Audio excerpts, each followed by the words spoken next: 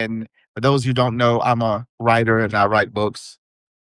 This is one on my global nation, and I want to go over it a little bit. Just touch bases, keep people informed.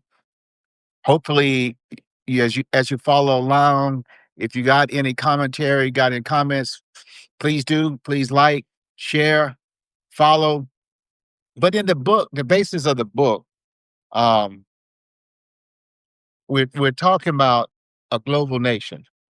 And that is the what I see as everything going towards that direction.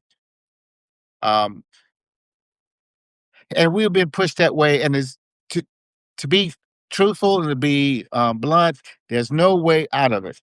But I thank God for along the way keeping us safe, um, and revealing to us. Because sometimes you feel like, am I the only one? Am I stupid? Is this a conspiracy theory?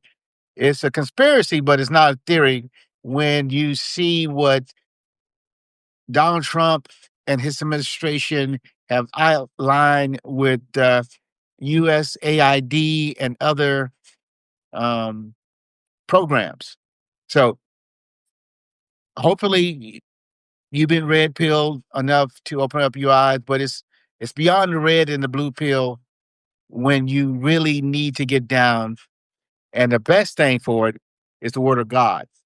Once you settle with Christ, He himself will open up your eyes. Now, another thing I've been doing lately is getting into the scientific approach to abiogenesis and evolution, and where you will find out it doesn't meet the correct criteria. It doesn't meet the standards. The hypothesis is too vague. The application is we'll throw something on the wall and see what sticks. So I hope you join in and investigate what you don't know. Find out what is out there. Look it over. Don't take my word for it. Look it over. Take the scientific method and apply it to abiogenesis and evolution, um, and plate tectonics and everything else and say, huh, maybe they're not telling us the truth. Because you will see it's more of a movement than of scientific fact. But they will push it as fact because they're trying to be so they're convoluted. They're trying to be so high and mighty. I call it the priesthood of the scientific movement. And they are priests and they will crucify you if you cross them in academia. But again, go over this a little bit, just a short breakdown of the book. So you have an understanding that all this work I put into it, over 500 some pages. So needed every once in a while to go over it and let you know, hey, this has been looked at. It's on Amazon, it's Kindle and all that. So you can get it at, cheaper price. But from Republican to Democrat perspective, you're still going to lose because Donald Trump is not a Republican or Democrat. He's in the center. He's a progressive. Therefore, this disrupts their program. How long they allow him to do it, who will come after him, will we get back on track? I don't see America surviving outside of the global establishment. This has been beautiful to me to see the framework of the global institution be shaken, at least. The rights of the people have been taken away through these institutions. The Constitution, Bill of Rights has been gutted so that they can belong in these global institutions.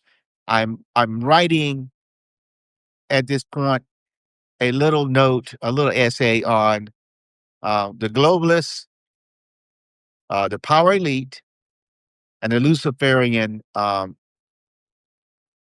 conspiracy. So even the if you do, I got some work coming on atheists. Atheists may say there's no God, but they get into mysticism. Not all of them, but a lot. They get into pagan worship. They get into earth science and earth herbs and different things. They get into crystals. They get so don't let them come across as being so aloof. They're above everything. They believe the lie and they're damned by it. But of all that, they are not above being duped into a religion of, say, ideas. Abiogenesis and evolution is one of those prompts of the religion that gives them the wherewithal to say, well, we don't believe in this mystical God. We don't believe in this, we don't need Zeus to tell us about thunder and lightning. But what they are in is deeper. What When you start researching abiogenesis and evolution, you will see it has no true framework, it has no true hypothesis, and it has no true mechanism for being coming into being. The protocell and the mechanism for bringing it about are not there. So, but I just wanted to say something and introduce you to my book if you haven't seen it yet at Global Nation.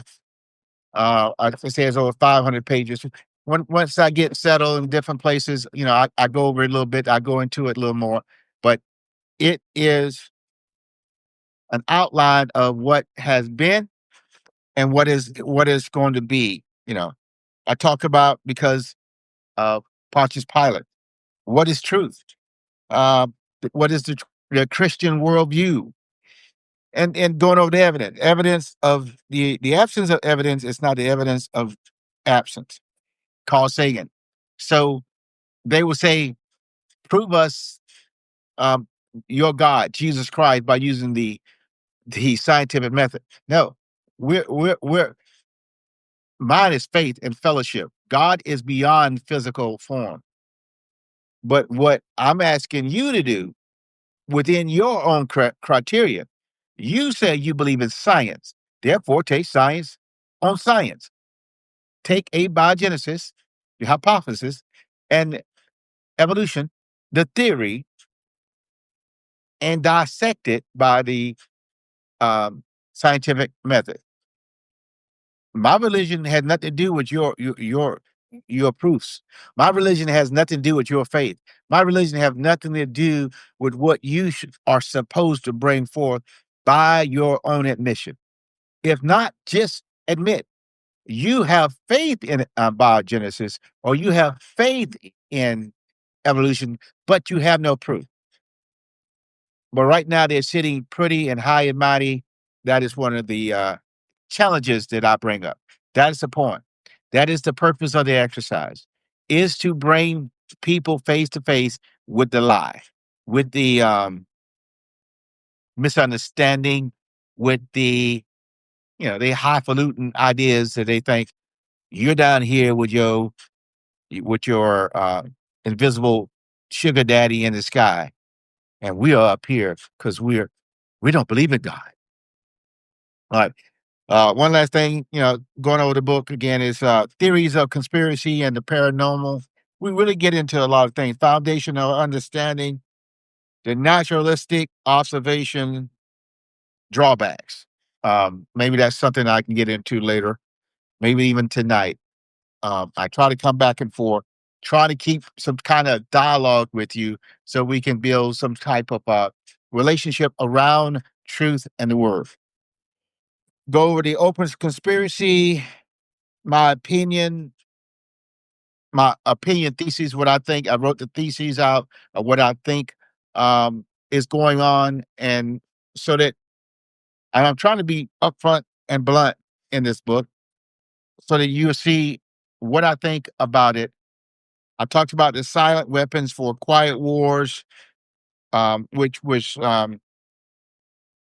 that I forgot who used that phrase, but I like that phrase and I use it here. I might talk about it in the book. I definitely like Victor Davis Hanson. I look at his stuff every day. He got a good podcast. Um, I don't know where he is with Jesus Christ. I don't know, but I do like his podcast. He has even when he criticizes Trump, he does it in a way that is intelligent and that is fair. All right, go over conspiracy, the fifth column, talk about the policy man. As you know, I have a PhD in public policy administration, so my focus is wrapped around that. Yes, I believe in God. Yes, I'm a Christian, but I also like to bring in science.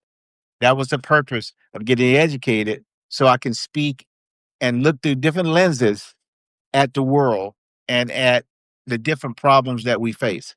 So, um, power behind the throne, all those. So, thanks for tuning in. I hope you like, share, drop a comment. Tell me, what you think. You like it, you don't. You think I'm crazy? Fine.